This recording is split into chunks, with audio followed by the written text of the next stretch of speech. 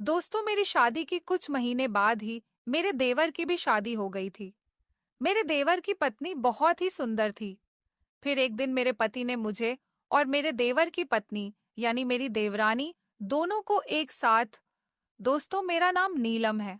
मेरी शादी को 15 साल हो गए थे और मैं अपने ससुराल में बहुत खुशी खुशी जिंदगी गुजार रही थी, क्योंकि मेरा ससुराल था ही इतना अच्छा।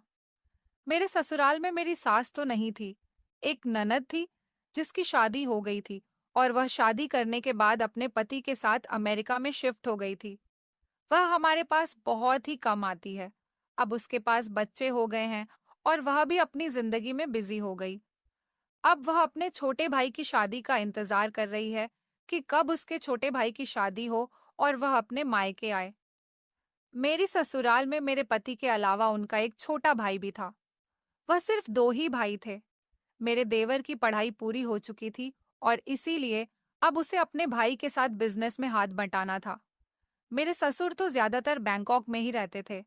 सुना था बैंकॉक में उनके कुछ रिश्तेदार रहते हैं, जिनकी वजह से वह शहर में रह रहे हैं।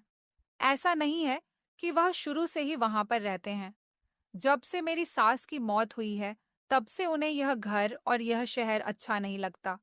इसलिए वह अपना दिल बहलाने के लिए बैंकॉक चले गए, क्योंकि मेरे ससुर की एक फैक्ट्री बैंकॉक में भी है, जहां का बिजनेस मेरे ससुर अकेले ही संभाल रहे हैं। और यहाँ का बिजनेस संभालने के लिए उन्होंने मेरे पति को जिम्मेदारी सौंप दी है। और अब जबकि मेरे देवर की भी पढ़ाई पूरी हो चुकी है, तो वह भी यहीं के बिजनेस पर कंसंट्रेट करने जा रहा है। यहाँ का सारा पैसा और सारी प्रॉपर्टी और सारा बिजनेस मेरे पति के ही नाम पर है, क्योंकि मेरे ससुर ने मेरे पति को जब बिजनेस करवाया था, तो वह ज्यादा नॉलेज नहीं रखते थे और ना ही ज्यादा कामयाब थे। लेकिन उन्होंने अपने पिता के छोटे से कारोबार को बड़े से बिजनेस में तब्दील कर दिया। इस बात से मेरे ससुर बहुत खुश हुए थे। यह मेरे पति की काबिलियत ही तो थी जो रंग ले आई थी। अब मेरे ससुर चाहते थे कि उनका छोटा बेटा भी इसी तरह से कामयाब बने और फिर उसके बाद उसके नाम पर भी उसकी मेहनत का सारा बिजनेस कर दे। घर के सारे बड़े फैसले मेरे ससुर जी ही लिया करते थे। मगर अब ससुर जी ने मेरे पति को इस घर का बड़ा बना दिया था, इसलिए घर में ज्यादातर मेरे पति की ही चलती थी। मेरे दो बच्चे थे, एक 5 साल की बेटी और एक 8 साल का बेटा। इन 15 सालों में मुझे मेरी ससुराल से बहुत प्यार मिला था। ससुर ने हमेशा पिता की तरह मेरे सर पर हाथ रखा था, जबकि देवर अपनी माँ के ना होते हुए मुझे अपनी माँ के समान समझता था। और ननद भी बहुत अच्छी थी। मेरे ससुर बैंकॉक भले ही चले गए हैं, मगर फोन पर हालचाल लेते रहते हैं। मेरी ननद भी ऐसी ही है। अमेरिका जाने के बाद हम लोगों से बहुत प्यार करती है और हमेशा हमारे हालचाल पूछती रहती है। इतना प्यार करने वाला ससुराल मुझे मिला था। मैं ससुराल में बहुत खुश थी और खुशी खुशी मैंने इस घर में अपनी जिंदगी के 15 साल गुजार दिए थे। ये 15 साल मेरे किस तरह गुजर गए, मुझे पता ही नहीं चला। मेरे ससुराल में किसी चीज की कोई कमी नहीं थी, जबकि मैंने भी इस घर में आकर बहू नहीं बल्कि बेटी बनकर दिखाया था। सबका ख्याल खूब अच्छी तरह से रखा था, इसीलिए सब मुझसे बहुत प्यार करते थे। मेरे बच्चे भी बहुत अच्छे थे। मैं अपने बच्चों की परवरिश अच्छे तरीके से कर रही थी, उनको अच्छे संस्कार दे रही थी। छोटी उम्र में ही मैंने उनको बड़ों का आदर सम्मान करना सिखाया था, बड़ों की आज्ञा का पालन करना सिखाया था। अपने पोता पोती के इतने अच्छे संस्कार देखकर मेरे ससुर जी भी बहुत खुश हुआ करते थे। कभी कभी इधर का चक्कर भी लगा लिया करते थे, मगर अब तो पिछले 2 साल से वह यहाँ आए ही नहीं थे। उनका कहना था कि उनके पीछे कंपनी में कुछ लोग ऐसे हैं जो काम पर ज्यादा ध्यान नहीं देते, जिस वजह से मेरे ससुर जी ने हम लोगों के पास आना जाना बंद कर दिया था, क्योंकि उन्हें हमारे साथ साथ अपने बिजनेस के भी बहुत ज्यादा फिक्र रहती थी। और यह बिजनेस ही तो था जिसकी वजह से हम लोगों की जिंदगी हर फैसिलिटी के साथ गुजर रही है। इंसान के पास पैसा होता है तो वह अपनी जिंदगी को अपने मुताबिक जी सकता है। इसलिए हमें अपने काम और पैसे की कदर करनी चाहिए। मेरे ससुर की भी कुछ यही शब्द होते थे, जो मैं आज आप लोगों के सामने कह रही हूँ। मेरे ससुर तो मुझ पर इतना भरोसा करते थे कि अपने पूरे घर को मेरे हवाले करके चले गए थे। उन्होंने अब मुझ पर एक नई जिम्मेदारी का बोझ भी डाल दिया था। वह यह था कि मुझे अपने देवर के लिए किसी अच्छी लड़की की तलाश करनी है। मेरे ससुर जी का कहना था कि तुम्हें अपने देवर के लिए बिल्कुल अपने ही जैसी देवरानी चुनकर लानी है। तुम्हारे जैसी एक और बहू इस घर में आ जाएगी तो घर में डबल रौनक हो जाएगी। क्योंकि मेरे ससुर जी ने मेरे पति की शादी भी उनकी पढ़ाई पूरी होने के बाद ही कर दी थी। हमारे पास भगवान का दिया सब कुछ है। मेरा देवर अगर देर से भी बिजनेस में परफेक्ट होगा तब भी कोई बात नहीं होगी। मगर मैं बहुत कंफ्यूज हो रही थी, क्योंकि मैंने आज तक कभी ऐसा कुछ नहीं किया था। हालांकि मेरे दोनों भाइयों की भी शादी हुई थी। मेरे दोनों भाइयों ने अपनी पसंद के बारे में बता दिया था और मेरी मम्मी उनके घर पर रिश्ता लेकर पहुंच गई थी। इस तरह मेरे भाइयों की शादी हुई थी। जब लड़कियों को हमने देखा तो हमें भी कोई एतराज नहीं हुआ था, क्योंकि मेरे भाइयों ने अच्छी लड़कियां पसंद की थी। लेकिन मैं अपने देवर के लिए लड़की देखने पर बहुत ज्यादा कंफ्यूज हो रही थी। मेरी कोई छोटी बहन भी नहीं थी, वरना मैं अपने देवर की शादी उसके साथ करवा देती। मेरे देवर को भी कोई लड़की पसंद नहीं थी। इस मॉडर्न जमाने में भी उसकी कोई गर्लफ्रेंड नहीं थी। उसका कहना यही था कि भाभी आप मेरे लिए सिर्फ अपने ही जैसी लड़की तलाश करो। अब मैं अपने जैसी लड़की कहाँ से ढूंढ कर लाती। मेरी एक दोस्त थी जो मुझे अपने देवर के लिए समझ आ रही थी। मैंने जब उसके घर जाकर उसके पेरेंट्स से उसके रिश्ते के लिए कहा तो उसके घर वालों ने बताया कि उन्होंने उसका रिश्ता अभी कुछ दिनों पहले ही फिक्स किया है और उसका रिश्ता भी अच्छी जगह पर तय हुआ है, उसकी पसंद के मुताबिक ही। इसलिए वो लोग अपना फैसला नहीं बदल सकते। अब जो करना था वह मुझे ही करना था। मेरे देवर ने तो मुझे बहुत मुश्किल में डाल दिया था। मैंने कुछ लोगों से कह दिया था कि मुझे अपने देवर के लिए अच्छी सी लड़की की तलाश है, जो देखने में खूबसूरत हो, संस्कारी हो, पढ़ी लिखी हो और हमारे घर में हम लोगों के साथ अच्छी तरह से एडजस्ट हो सके। कोई ऐसी ही समझदार लड़की चाहिए। कुछ लोगों ने मुझे रिश्ते बताए तो थे, मगर एक दो जगह मुझे लड़की ठीक नहीं लगी थी। कुछ दिनों बाद हमारे ही किसी रिश्तेदार ने मुझे आकर मेरे देवर के लिए एक लड़की के बारे में बताया। मैं उसे देखने गई तो वह लड़की मुझे बहुत पसंद आई थी। उसका फैमिली बैकग्राउंड भी अच्छा था और लड़की काफी पढ़ी लिखी थी, खूबसूरत भी थी। मैंने अपने पति को इस लड़की के बारे में बताया तो मेरे पति को भी यह लड़की बहुत पसंद आई थी। हालांकि मेरे देवर ने भी इसको पसंद कर लिया था। अब घर के बड़ों का फैसला ही रह गया था, इसलिए मैंने ससुर और अपनी ननद को भी फोटो सेंड कर दिया था और उनको लड़की की पूरी डिटेल भेज दी थी। मेरे ससुर ने भी रिश्ते से हाँ कर दी थी और मेरी ननद ने भी। लड़की के घर वालों ने भी हमारे घर आकर सब कुछ देख लिया था और उनको भी मेरा देवर बहुत पसंद आया था। अब फाइनली मेरे देवर की शादी होने जा रही थी, क्योंकि मेरे देवर का रिश्ता पक्का हो गया था। इस लड़की का नाम मेघा था। मेघा के माता पिता इस दुनिया में नहीं थे। वह सिर्फ अपने भैया भाभी के साथ रहती थी। मिडिल क्लास फैमिली से थी, मगर इससे हमें कोई प्रॉब्लम नहीं थी, क्योंकि हमारे पास भगवान का दिया सब कुछ था। इसलिए हमें उसके परिवार से कुछ लेना देना नहीं था। हमें तो सिर्फ अच्छी और संस्कारी लड़की की ही तलाश थी, जो कि मेघा थी। उसके अंदर हमारी पसंद के मुताबिक सारी क्वालिटीज थी और इस वजह से ही वह हमारे घर में सबको बहुत पसंद आई थी। उन लोगों की एंगेजमेंट हो गई थी। अब शादी के दिन करीब आ गए थे तो घर में रौनक हो गई थी। घर में सारे ही मेहमान जमा थे। अब सिर्फ देवरानी के घर आने का इंतजार था। मेरे ससुर और ननद भी हमारे घर पर आए हुए थे। घर में चारों तरफ खुशियां ही खुशियां फैली हुई थीं और बहुत खुशी और मोहब्बत के साथ हम अपनी देवरानी को अपने घर ले आए थे। मेरी देवरानी और मेरे देवर की जोड़ी बहुत अच्छी लग रही थी और वह उसके साथ बहुत खुश थी। सब लोगों को मेरी देवरानी बहुत पसंद आई थी और सब इस बात से बहुत खुश थे कि उसको मैं ही पसंद करके लाई थी और उसकी बहुत ज्यादा तारीफ भी कर रहे थे। बस आपको मेरी देवरानी को मुझ जैसी ही उम्मीदें थीं कि वो इस घर में मेरी तरह ही रिश्ते को निभाए, जैसे मैंने इन 15 सालों में अपने पूरे परिवार को मोहब्बत से जोड़कर रखा था। मेरी देवरानी भी कुछ इस तरह ही हमारे घर में अपनी जिंदगी गुजारेगी। तो इस तरह घर में कभी भी लड़ाई झगड़े नहीं होंगे और सब लोग एक साथ हमेशा प्रेम से रहेंगे। मुझे शादी की बहुत थकान हो गई थी। हालांकि हमारे घर में बहुत सारे नौकर भी थे, लेकिन लोगों को इनविटेशन देना और दुल्हन की सारी शॉपिंग तो मैंने ही की थी, इसलिए मैं बहुत थक गई थी।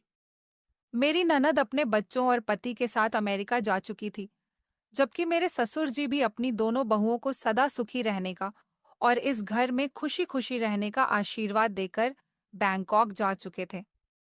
अब लाइफ रूटीन पर आ गई थी। मैंने अपनी देवरानी को घर के सारे कायदे कानून सिखा दिए थे। वह सबका अच्छी तरह से पालन कर रही थी और वह मेरे बच्चों से भी बहुत प्यार करती थी। मेरे बच्चे भी मेघा के घर में आ जाने से बहुत खुश हुए थे। मेरा पति और देवर सुबह को ऑफिस चले जाते थे और शाम को ही घर वापस आते थे और मेरे बच्चे भी स्कूल चले जाते थे और दोपहर को घर वापस आते थे। इस तरह हम दोनों देवरानी जेठानी ही घर में अकेले रह जाते थे। हम दोनों एक दूसरे के साथ बहुत सारी बातें करते थे। एक दिन बातों ही बातों में मेरी देवरानी ने मुझे इस घर के बारे में और मेरे ससुर के इतने दूर रहने की वजह पूछी, तो मैंने उसे सब कुछ बता दिया था कि वह किस वजह से यहाँ पर नहीं आते और किस वजह से बैंकॉक में रहना पसंद करते हैं। मेरी देवरानी मुझसे मेरे इन पूरे 15 सालों की स्टोरी जानना चाहती थी कि मैंने इस घर में किस तरह से और कैसे-कैसे इस घर को संभाला, तो मैंने उसे सब कुछ बता दिया था और बताया कि मेरे पति मुझसे कितना प्यार करते हैं, मेरी कितनी इज्जत करते हैं। हालांकि मुझसे मेरे पति ही नहीं, मुझसे मेरा पूरा परिवार प्यार करता है। यह बात तो मेरी देवरानी अच्छी तरह से जान चुकी थी, क्योंकि मेरे ससुर उसके सामने मुझे बहुत वैल्यू दे रहे थे। मेरे ससुर देवर की शादी के एक हफ्ते बाद जब पूरे दिन हमारे यहाँ अपनी दोनों बहुओं के साथ रहे, तो सबसे ज्यादा वैल्यू मुझे ही दे रहे थे। मुझे लग रहा था कि वो इस बात का बुरा मान रही है। ऐसा इसलिए भी था क्योंकि घर की सारी जिम्मेदारी पहले से ही मुझ पर थी।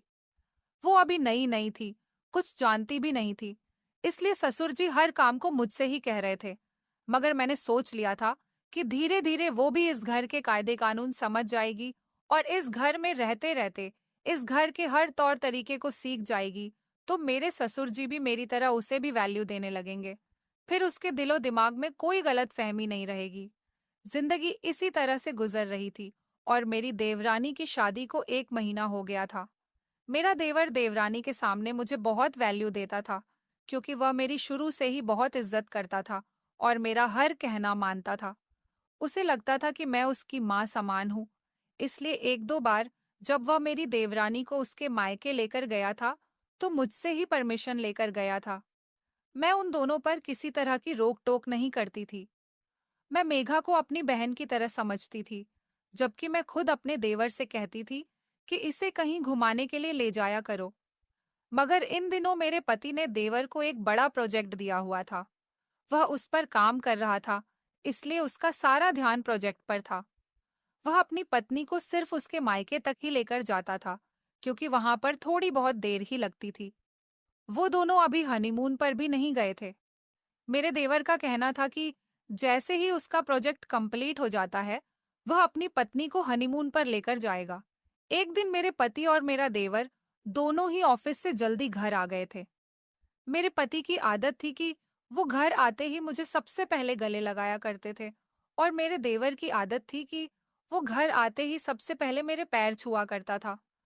उस दिन भी घर आते ही सबसे पहले मेरे पति ने मुझे गले से लगाया और उसके बाद मेरे देवर ने मेरे पैर छुए। मेरी देवरानी यह सब कुछ बड़ी हसरत भरी नजरों से देख रही थी, क्योंकि मेरे पैर छूने के बाद ही देवर उसको गले लगाने के लिए गया था। अचानक ही बातें करते करते उसका मूड ऑफ हो गया।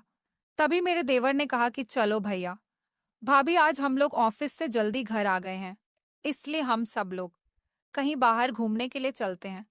मेरी कुछ तबीयत ठीक नहीं थी, इसलिए मैंने अपने देवर से कहा कि तुम लोग ही चले जाओ। मेरी तबीयत ठीक नहीं है, मैं घर पर रहकर आराम करना चाहती हूँ। मेरे पति ने भी कह दिया कि हाँ तुम लोग चले जाओ, हम लोग फिर कभी चलेंगे। इस तरह वह दोनों अपने कमरे में तैयार होने के लिए चले गए थे और मेरा पति भी फ्रेश होने के लिए अपने रूम में चला गया था।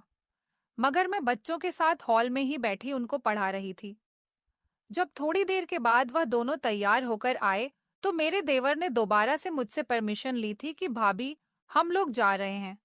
मैंने उसे कहा कि हाँ हाँ, तुम लोग जाओ और अपना ध्यान रखना। मेरा इतना ही कहना था कि मेरी देवरानी के चेहरे के एक्सप्रेशन बदल गए और उसने अपने पति की तरफ देखते हुए कहा, क्या इस घर में हर काम भाभी की परमिशन से ही होता है? उसकी यह बात सुनकर मेरे भी होश उड़ गए थे, जबकि मेरे देवर के चेहरे पर मुझे उसकी पत्नी की बातों से कुछ शर्मिंदगी नजर आने लगी। मैंने मेघा से कहा, अरे नहीं नहीं मेघा, यह तो बस ऐसे ही मुझसे मजाक करता रहता है।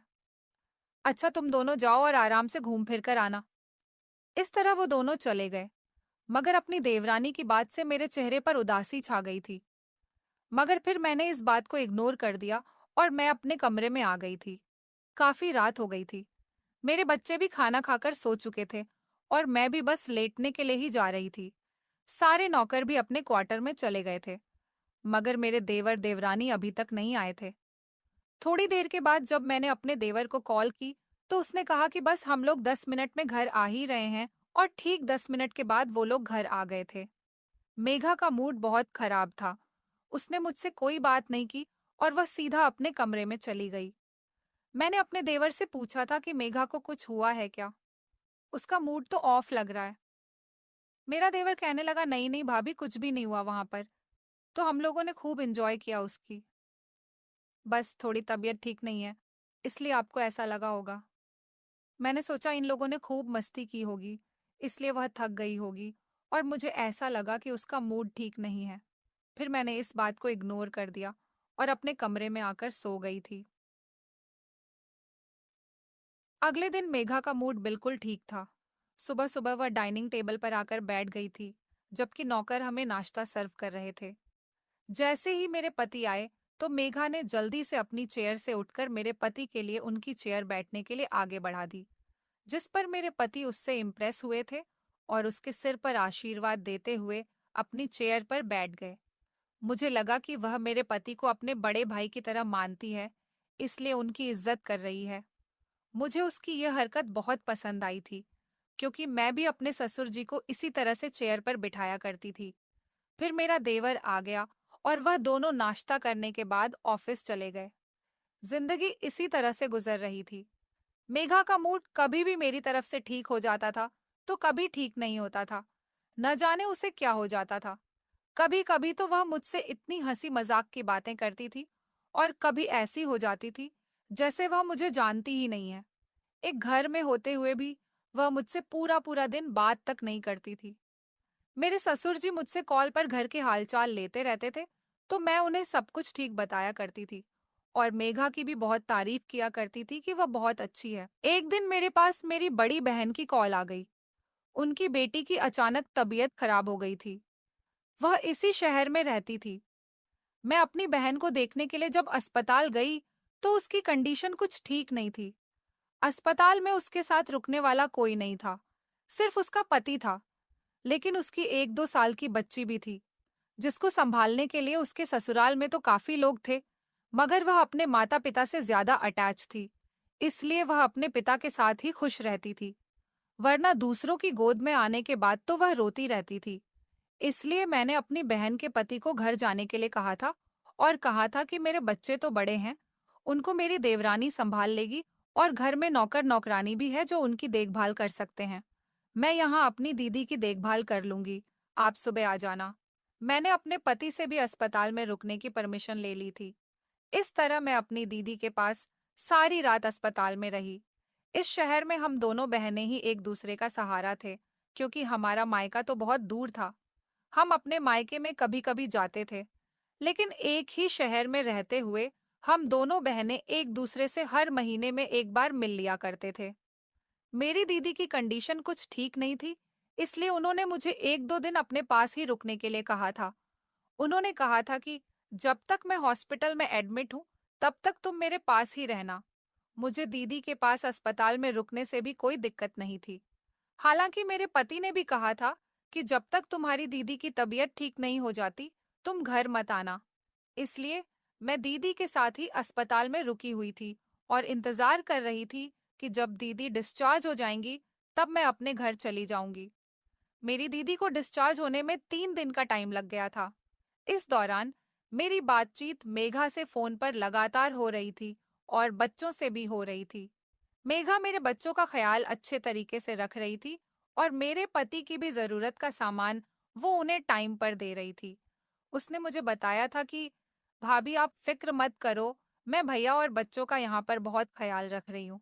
मुझे बहुत खुशी हुई थी कि मेघा ने इस समय मेरे पति और बच्चों का ख्याल रखने की जिम्मेदारी अच्छी तरह से निभाई थी। 3 दिन बाद जब मेरी दीदी डिस्चार्ज हुई और मैं अपने घर आई, तो घर का माहौल मुझे बड़ा ही बदला बदला सा लग रहा था। सबसे ज्यादा बदले हुए मुझे अपने पति लग रहे थे, क्योंकि इन 3 दिनों में मेरे पति ऑफिस नहीं गए थे, जबकि मेरा देवर रोज ऑफिस जा रहा था। हालांकि मेरे पति की तबीयत भी ठीक थी। घर आने के बाद मुझे ये बात नौकरानी से पता चली थी। जब मैं किचन में गई और मैंने किचन के हालचाल देखे, तो एक नौकरानी मुझसे पूछने लगी, बड़ी भाभी, क्या आज भी दोपहर का खाना बड़े भैया के लिए बनाना है या नहीं? मैं उसकी बात सुनकर हैरान रह गई थी, क्योंकि मेरे पति तो अपना लंच ऑफिस में ही किया करते थे। उसकी यह बात सुनकर मैं दंग रह गई थी कि आज भी से उसका क्या मतलब था। मैं सुबह के 9 बजे ही अपने घर आ गई थी, जबकि मेरे पति 10 बजे ऑफिस के लिए निकलते थे। मैंने अपने घर आने के बारे में किसी को भी नहीं बताया था, और मैं फौरन जाकर पहले किचन में गई थी, क्योंकि किचन में जाना मेरी पुरानी आदत थी। मैंने अपनी नौकरानी से कहा कि तुम्हारा क्या मतलब है? तुम तो जानती हो कि तुम्हारे बड़े भैया ऑफिस में ही लंच करते हैं। दोपहर का खाना वह हमारे साथ नहीं खाते। तो वह कहने लगी, आप ठीक कह रही हो बड़ी भाभी, मगर पिछले 3 दिन से बड़े भैया ऑफिस नहीं जा रहे हैं, तो उनके लिए दोपहर का खाना बनाया जा रहा है। मैं नौकरानी की बात सुनकर दंग रह गई थी। मुझे लगा कि शायद मेरे पति की तबीयत ठीक नहीं है। मैंने नौकरानी से कहा कि उनकी तबीयत खराब हो रही है, तो वह कहने लगी कि नहीं नहीं, उनकी तबीयत तो बिल्कुल खराब नहीं है, बल्कि उन्होंने कहा है कि उनके ऑफिस में काम ज्यादा नहीं है, इसलिए वह घर में रहकर ही आराम करना चाहते हैं। क्या आपको इस बारे में नहीं पता? अपनी नौकरानी की बात पर तो मैंने उससे कह दिया था कि हाँ हाँ, मुझे सब कुछ पता है, तुम अपना काम करो। मगर मैं सोच में पड़ गई थी कि आखिर मेरे पति मेरे पीछे ऑफिस क्यों नहीं गए, जबकि मेरी बात मेरे पति से भी होती थी और मेघा से भी फोन पर हुई थी। उसने भी मुझे यही बताया था कि वह ऑफिस गए हुए हैं, और मेरे पति ने भी यही बताया था कि मैं ऑफिस से तुमसे बात कर रहा हूँ। फिलहाल मैंने इस बात को अपने दिमाग से निकालने की कोशिश की, क्योंकि मैं अपने पति के लिए अपने दिमाग में कोई भी बुरी तरह का ख्याल लाना नहीं चाहती थी। उसके बाद में जैसे ही अपने कमरे में गई, तो मेरे पति सोकर उठे थे। मैंने इस बारे में अपने पति को कुछ भी नहीं बताया था, मगर वह मुझे देखते ही चौंक गए थे कि मैं अचानक और बिना बताए घर पर कैसे आ गई हूँ। उन्होंने मुझसे पहले मेरी दीदी की तबीयत के बारे में पूछा और कहा कि तुम अचानक घर पर कैसे आ गई? मैंने कहा, दीदी की तबीयत अब ठीक हो गई है। डॉक्टर ने आज सुबह 8 बजे उन्हें डिस्चार्ज कर दिया। तो सारी फॉर्मेलिटी पूरी करने के बाद मैं 9 बजे तक घर आ गई। देखा तो सब लोग सो रहे हैं। मैं किचन में आप लोगों के लिए नौकरानी से नाश्ता बनाने के लिए कहकर आई हूँ। जल्दी से फ्रेश हो जाइए, फिर सब लोग मिलकर नाश्ता करते हैं। ये कहने के बाद मैं अपने बच्चों के कमरे में गई। बच्चों को देखा तो आज संडे था और बच्चे गहरी नींद में सो रहे थे। मैंने बच्चों को नहीं जगाया। मेरी देवरानी और देवर जब सोकर उठे, तो देवरानी भी मुझे देखकर अचानक घबरा गई थी और कहने लगी, भाभी आप कब आईं? मैंने उसे भी वही बताया था जो अपने पति को बताया था। मेरे पति और देवर नाश्ता करने के बाद ऑफिस चले गए थे। मैं अपने कमरे में नौकरानी के साथ डस्टिंग करवा रही थी, जब अपने कमरे में मैंने मेघा का लॉकेट देखा, जो कि मेरे बेड पर था। मेघा का लॉकेट अपने बिस्तर पर देखकर मैं उसे फौरन ही पहचान गई थी, क्योंकि अक्सर मेघा वो लॉकेट अपने गले में ही पहने रहती थी। मगर उसका लॉकेट मेरे बेड पर क्या कर रहा था, इस बात से बार बार मेरा दिमाग घूम रहा था। मेरी कुछ समझ ही नहीं आ रहा था कि आज ये सब कुछ क्या हो रहा है। कुछ दिन और इसी तरह से गुजर गए। बच्चों के समर वेकेशन शुरू हो गए थे। मैं हर 6 महीने में एक बार अपने मायके एक हफ्ते के लिए जरूर जाती थी। मेरे बच्चों के वेकेशन शुरू होते ही बच्चों ने नानी के घर जाने के लिए अभी तक नहीं कहा था, मगर उनसे पहले ही मेरे पति ने कह दिया कि वेकेशन शुरू हो गए हैं, तुम लोगों को अपनी नानी के घर नहीं जाना। अपने पति की बात पर मैं थोड़ा हैरान हुई थी, क्योंकि हमेशा जब भी मैं अपने बच्चों के साथ मायके जाती थी, तो मेरे पति कहते थे कि तुम लोगों के बिना मेरा घर में मन नहीं लगता। और इस बार वह बच्चों के मुंह से यह बात निकलने से पहले ही खुद बच्चों से कह चुके थे कि तुम लोगों की वेकेशन शुरू हो गई है, तुम्हें अपनी नानी के घर जाना चाहिए। उसके बाद बच्चों ने तो नानी के घर जाने की जिद बांध ली थी। मेरे पति ने भी कहा कि तुम तो हर बार जाती ही हो, वेकेशन पर इस बार भी बच्चों के साथ अपने मायके में रहकर आओ, बच्चे खुश हो जाएंगे। अपने पति के ऐसे रिएक्ट करने पर मुझे कुछ गड़बड़ी का एहसास हो रहा था। मैंने अपने मायके जाने की पैकिंग शुरू कर दी थी और फिर अगले ही दिन मेरा पति मुझे मेरे मायके छोड़कर आ गया था। जबकि मेरे मायके जाने पर मेरी देवरानी भी मुझे काफी खुश नजर आ रही थी। मैंने अपनी देवरानी से भी आते समय कहा था कि तुम भी चाहो तो अपने मायके जा सकती हो, मगर उसने कहा कि वह भी एक दो दिन अपने मायके नहीं जाएगी क्योंकि उसके भैया भाभी कहीं शादी में गए हुए हैं। 2-3 दिन के बाद वह चली जाएगी। मैंने कहा कि अच्छा ठीक है, जब मैं वापस आऊं तो तुम भी वापस आ जाना। इस तरह तुम्हें घर में भी अकेला नहीं रहना पड़ेगा। मेरी देवरानी इस बात पर तैयार हो गई थी। उसने एक बार भी मुझे यह नहीं कहा कि भाभी जल्दी घर आना, बल्कि वह तो मेरे जाने से बहुत खुश नजर आ रही थी। ऐसा ही कुछ हाल मेरे पति का भी था, जबकि मेरा देवर कह रहा था कि भाभी आपको जल्दी घर आना होगा क्योंकि बच्चों के और आपके बिना मेरा घर में मन नहीं लगता। मुझे अपने मायके में रहते हुए अब 4 दिन हो गए थे। मैं अपने पति को कॉल करती तो वह कहते कि मैं ऑफिस में हूँ और इस समय काम में बिजी हूँ, थोड़ी देर के बाद बात करता हूँ। इस बार मेरे पति कुछ अजीब सी हरकतें कर रहे थे। मैं जब भी अपने मायके आती थी तो वह मुझसे कई कई बार कॉल पर बात कर लिया करते थे, मगर इस बार तो मैं ही उनको कॉल कर करके परेशान कर रही थी। मैं थोड़ी परेशानी का शिकार हो रही थी, पर मेरी परेशानी अचानक ही एक फोन कॉल ने दूर कर दी। जब हमारे घर के ही एक खास नौकर की मेरे पास कॉल आई। वह हमारे घर का बहुत पुराना नौकर था। उसका नाम रमेश था। रमेश शुरू से ही मेरा और मेरे ससुर जी का अच्छा और खास नौकर रहा था। उसने मुझे फोन करके बताया, भाभी जी, आपके बिना घर में कुछ गलत हो रहा है। मैं उसकी बात को समझ नहीं पाई थी। मैंने उसे कहा कि क्या गलत हो रहा है और तुम क्या कहना चाहते हो। तो वह कहने लगा, भाभी जी, दरअसल मैंने बड़े भैया को कई बार आपकी और छोटे भैया की गैर मौजूदगी में मेघा भाभी के कमरे में जाते हुए देखा है और मेघा भाभी को भी आपके कमरे की तरफ कई बार जाते हुए देखा है। ऐसा लग रहा है उन दोनों के बीच कुछ चल रहा है। मैंने नौकर से कहा, तुम ये कैसी बातें कर रहे हो? तुम अपने बड़े भैया पर शक कर रहे हो? तो वह कहने लगा, भाभी जी मुझे माफ करना, मैं ऐसी बात कहना तो नहीं चाहता था, मगर मैं आपके घर को उजड़ते हुए नहीं देख सकता। इसलिए आपसे कह रहा हूँ कि आप अपने घर को बचा लो, क्योंकि मुझे मेघा भाभी के इरादे कुछ ठीक नहीं लगते। रमेश की बात मुझे एक तरह से सही भी लग रही थी। उसकी बात सुनकर मेरा दिमाग भले ही घूम गया था, मगर रमेश एक तरह से सच ही कह रहा था, क्योंकि मेघा और अपने पति पर शक तो मुझे भी हो रहा था। मेघा का वह लॉकेट मेरे कमरे में मिलना, मेघा का मूड अच्छा होना और मेरे मायके आने पर उसका खुश होना, और मेरे पति ने जो मुझसे पहले झूठ बोला था कि वह ऑफिस में है, मगर वह ऑफिस नहीं गए थे। उन्होंने मेरे पीछे 3 दिन की छुट्टी की थी। हालांकि उनको कुछ भी होता था, मगर वह ऑफिस जरूर जाया करते थे। अब मुझे कुछ भी करके सच्चाई का पता लगाना ही था, इसलिए मैं जल्दी से गाड़ी में बैठ गई और अपने घर जाने लगी। बच्चों को तो मैंने यहीं पर ही छोड़ दिया था। मैं अपने घर खामोशी से पहुंची थी। इस बारे में मैंने किसी को भी नहीं बताया था। मुझे नौकर बता चुका था कि आज भी मेरा पति ऑफिस नहीं गया और अभी 4 दिन हो गए हैं। मेघा भी अपने मायके नहीं गई। मैं चोरी चुपके अपने घर में दाखिल हुई थी। दोपहर का टाइम था जब मेघा और मेरा पति एक ही कमरे में मौजूद थे।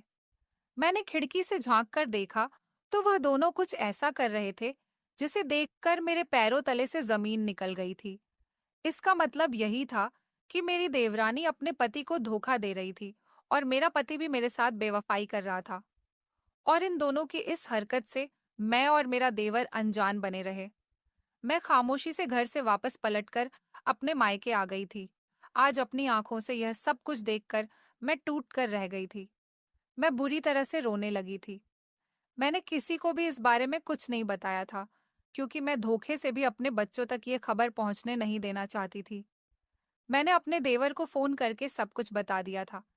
फिर मेरे देवर ने मुझे कुछ ऐसी बात बताई जिसे सुनकर मैं चौंक गई थी। उसने बताया कि शक तो मुझे भी मेघा पर काफी दिनों से हो रहा है। मगर भाभी, मुझे यह नहीं पता था कि वह मेरे ही भैया के साथ अफेयर में है। आज मेरी बात सुनने के बाद उसके लिए भी ये बात क्लियर हो गई थी कि मेघा का किसी के साथ अफेयर चल रहा है।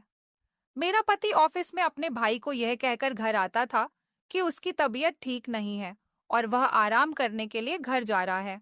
मगर इस दौरान वो दोनों रंगरलियां मना रहे होते थे। हम दोनों बहुत परेशान थे। एक हफ्ता पूरा होने के बाद मैं अपने बच्चों को लेकर घर आ गई थी।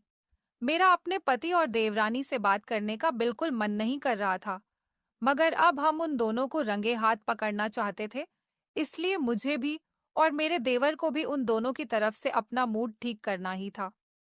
मेरी रातें अब रो रो कर गुजर रही थी। मेघा मुझे बहुत बुरी लगने लगी थी। उसने मेरे अच्छे भले पति को अपनी तरफ खींच लिया था। मेरा पति जो घर आते ही सबसे पहले मुझे प्यार से गले लगाता था, अब वह मुझसे दूर दूर रहने लगा था और मुझे इग्नोर करने लगा था। हम दोनों देवर भाभी ने प्लान बनाया था कि हम इन दोनों को रंगे हाथ पकड़ेंगे। मैं अब काफी दिनों से घर में ही थी। बच्चों की वेकेशन भी पूरे हो चुके थे। मेरी दीदी की तबीयत भी ठीक थी, इसलिए मुझे घर से कहीं नहीं जाना था। मैं काफी दिनों से घर में ही थी। मेरे पति और मेघा को एक दूसरे से मिलने का मौका नहीं मिल रहा था, इसलिए मैं अब उन दोनों को मौका देना चाहती थी ताकि मैं उन्हें मौके पर पकड़ सकूं। मैंने अपनी देवरानी से कह दिया था कि मैं थोड़ी देर के लिए अपनी बहन के घर जा रही हूँ। इस दौरान मेरे पति ऑफिस गए हुए थे। मेघा मेरी बात सुनकर खुश हो गई थी। मेरे बच्चे इस समय ट्यूशन गए हुए थे। मैंने घर से निकलते ही अपने देवर को कॉल कर दी थी। वह जानता था कि उसकी पत्नी उसके बड़े भैया को कॉल जरूर करेगी और उसका भाई ऑफिस से कोई ना कोई बहाना करके घर जरूर आएगा, और ऐसा ही हुआ था। मेरे पति ने घर से अपनी एक जरूरी फाइल लाने के लिए कहा कि वह थोड़ी देर के लिए घर जा रहा है। मेरा देवर समझ चुका था कि मेरा पति किस लिए घर जा रहा है, इसलिए हम दोनों ही उनको एक साथ पकड़ने का मौका ढूंढ रहे थे और फाइनली वो मौका आ गया था। मेरा पति घर आते ही घर में मेघा को अकेला पाकर उसके गले लग गया और कहने लगा कि मैं अपनी पत्नी से ज्यादा तुमसे प्यार करता हूँ। मैं नहीं जानता था कि तुम मुझे मेरी पत्नी से भी ज्यादा सुख दे सकती हो। उसकी तो अब उम्र हो चुकी है। उसने दो दो बच्चे पैदा कर लिए। अब उसमें वो मजा नहीं रहा जो तुम में है। मेरी देवरानी कहने लगी कि मैं भी आपसे बहुत प्यार करती हूँ। मुझे नहीं पता था कि आपका छोटा भाई इतना बेवकूफ है। वो बिजनेस एक्सपीरियंस में तो आपसे कम है ही, मगर स्मार्टनेस में भी आपसे कम है। अच्छा, अब जल्दी से कमरे में चलते हैं, कहीं आपकी पत्नी ना आ जाए। यह कहकर वो दोनों कमरे में चले गए। मैं और मेरा देवर छुपकर उनकी सारी बातें सुन रहे थे और हम कमरे के बाहर जाकर खड़े हो गए। वो दोनों जैसे ही कमरे में गए और एक दूसरे के करीब हुए, तो हमने उन्हें मौके पर पकड़ लिया था। इस तरह वो दोनों हम दोनों को देखकर घबरा गए थे। मेघा और मेरे पति के चेहरे का रंग तो पूरी तरह से उड़ चुका था, मगर मुझे अपने पति को देखकर बहुत अफसोस हो रहा था। मेरी आंखों में आंसू आ गए थे। मैं यह सब कुछ बर्दाश्त नहीं कर सकती थी, इसलिए मैंने रोना शुरू कर दिया। मगर मेरे देवर ने मेघा के मुंह पर थप्पड़ मार दिया और उससे कहा कि मुझे नहीं पता था कि तुम मेरी पीठ पीछे इतना घिनौना खेल खेल रही हो। मेरा पति अपने छोटे भाई को रोकने लगा, तो मैंने भी उनसे कह दिया कि आपको शर्म नहीं आई। दो दो बच्चों के होते हुए आपने अपने भाई की पत्नी के साथ ही। मेरा पति शर्मिंदगी से आंखें झुकाकर खड़ा हुआ था। मेघा कहने लगी कि उसे अपने पति से ज्यादा मेरा पति पसंद है। वह मेरे पति के साथ ही रहना चाहती है, क्योंकि वह अच्छी तरह से जानती है कि उसके पति के पास इस प्रॉपर्टी में ही क्या कोई हिस्सा नहीं है। अभी तो उसने अपने बिजनेस की शुरुआत ही की है। देखने में भी उसे मेरा पति ही ज्यादा अच्छा लगता है, और इस घर में जो कुछ भी है वह सब भी मेरे पति का ही है, जबकि उसके अपने पति का तो कुछ भी नहीं है। इसी तरह हम चारों के बीच लड़ाई झगड़े हो रहे थे। तभी अचानक मेरे ससुर घर में दाखिल हुए। अपने ससुर को घर में देखकर हम सब लोग दंग रह गए थे कि उनको इस सब के बारे में कैसे पता चला। मेरे ससुर जब घर आए तो बहुत गुस्सा हो रहे थे कि घर में इतना सब कुछ हो रहा है, मगर मजाल है कि उन्हें इस बारे में किसी ने कोई खबर दी हो। दरअसल रमेश ने ही उनको सब कुछ बता दिया था कि हमारे घर में क्या क्या हो रहा है। मेरे ससुर से रहा नहीं गया और वह घर पर आ गए थे, और जब घर आए तो अपने बच्चों को इस तरह लड़ता हुआ देखकर उनके दिल पर बहुत बड़ी ठेस पहुंची थी। उन्हें जब सारी बात पता चली, तो उन्होंने मेरे पति के मुंह पर जोरदार थप्पड़ मारा और कहा कि तुम्हें शर्म नहीं आई अपनी पत्नी के साथ बेवफाई करते हुए। जबकि मेरा देवर अपनी पत्नी को छोड़ने का फैसला कर चुका था। उसने कहा था कि मैं ऐसी औरत के साथ नहीं रह सकता जो मेरे पीठ पीछे मेरे भाई के साथ सिर्फ दौलत की वजह से है। मेरे ससुर को भी मेरे और मेरे पति पर बहुत गुस्सा आया था।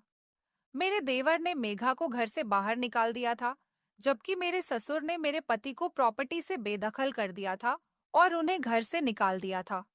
इस तरह इन दोनों की सच्चाई सबके सामने खुलकर आ गई। मेरी देवरानी और मेरा पति घर से निकलने के बाद कहाँ गए? हम लोगों ने उनके बारे में कभी जानने की कोशिश भी नहीं की। मैं चाहती तो अपने पति को माफ कर सकती थी, मगर मैंने अपने पति को इसलिए माफ नहीं किया क्योंकि वह मेघा के साथ काफी हद तक गिर चुके थे और मेघा कोई और लड़की नहीं, बल्कि उनके छोटे ही भाई की पत्नी थी। ऐसा ही कुछ हाल मेरे देवर का भी था।